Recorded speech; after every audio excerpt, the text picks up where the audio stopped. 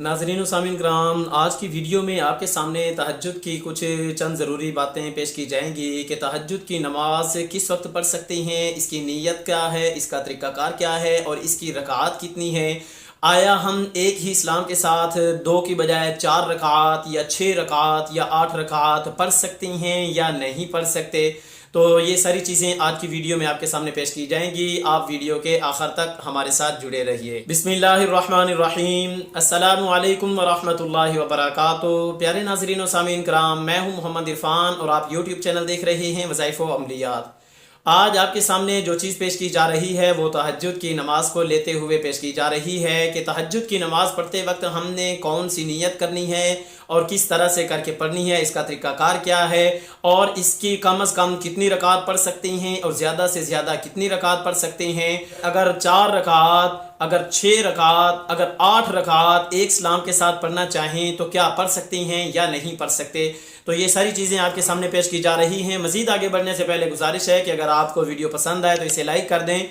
अगर आप चैनल पे नए हों तो चैनल को सब्सक्राइब करके वज़ाइफ़ व अमलियात की बेल को ज़रूर प्रेस कर दें ताकि हमारी हर आने वाली वीडियो वज़ाइफ़, अमलियात, इस्तिखारा और ख़बरों की ताबीर का नोटिफिकेशन आप सब दोस्तों तक पहुँचता रहे। मेरी दुआ है कि अल्लाह पाक आपके तमाम मसाइल हल फरमाए, आपकी मुश्किलात आसान फरमाए, आपकी तमाम तर नेक मुरादों को पूरा फरमाए, आपके मसाइल को हल फरमाए, आपको हलाल और वसी रिज़्क़ अता फरमाए, आपको हासिदीन के हसद से, शरीरों के शर से, जादू टोलने की लानत से, हर किस्म की बीमारी, तकलीफ़, दुख, दर्द, आजमाइश से महफूज फरमाए, आमीन। मज़ीद मेरे प्यारे दोस्तों, अगर आप किसी मामले में इस्तिखारा करवाना चाहते हों या किसी मसले के हल के लिए, किसी परेशानी के ख़ात्मे के लिए कोई वजीफ़ा या अमल पूछना चाहते हों या किसी ख्वाब की ताबीर पूछना चाहते हों तो कमेंट बॉक्स का ऑप्शन आपके पास मौजूद है। इजहार करना आपका काम है, रहनुमाई करना हमारा काम है। इंशाअल्लाह बेहतरीन, आसान, उम्दा अंदाज में इस्लामी उसूलों को मद्देनज़र रखते हुए आपकी रहनुमाई की जाएगी। आइए मेरे प्यारे दोस्तों, अब बात करते हैं कि तहज्जुद की कितनी रकात हैं और किस वक्त पढ़ सकते हैं।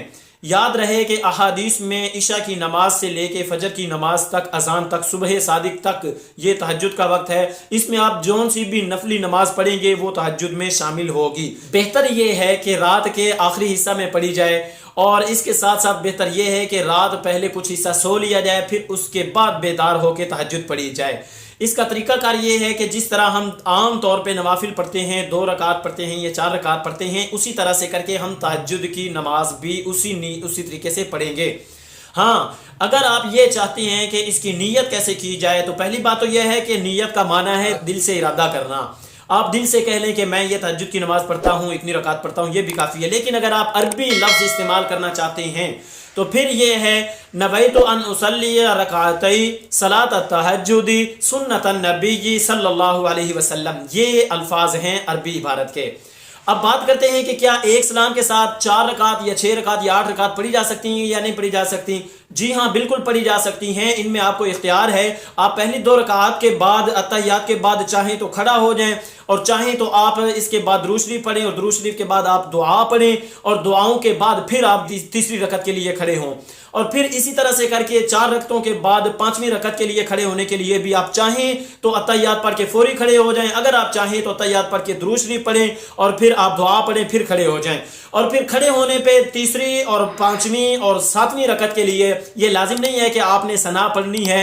अगर आप सना पढ़ लें तब भी ठीक है, अगर आप ना पढ़ें तब भी ठीक है। इस तरह से करके भी आपकी ये रकात हो जाएगी।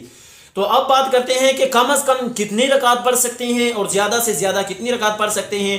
वैसे तो यहाँ पर मशाइख से 12 रकात भी मनकूल हैं, लेकिन ज़्यादातर अहादीस में जो आई हैं वो 8 रकात हैं। अगर आप 4 रकात पढ़ना चाहें तो 4 रकात भी पढ़ सकते हैं। रात के अगर 3 हिस्से किए जाएं और इसको तीसरे हिस्से पे रखा जाए तहज्जुद को, तो इसको इसलिए फोकियत हासिल है क्योंकि जैसे जैसे रात आगे ढलती रहती है, आगे आगे जाती रहती है, तो इसी तरह से बरक़ात का नुज़ूल बढ़ता रहता है, खैर का नुज़ूल बढ़ता रहता है।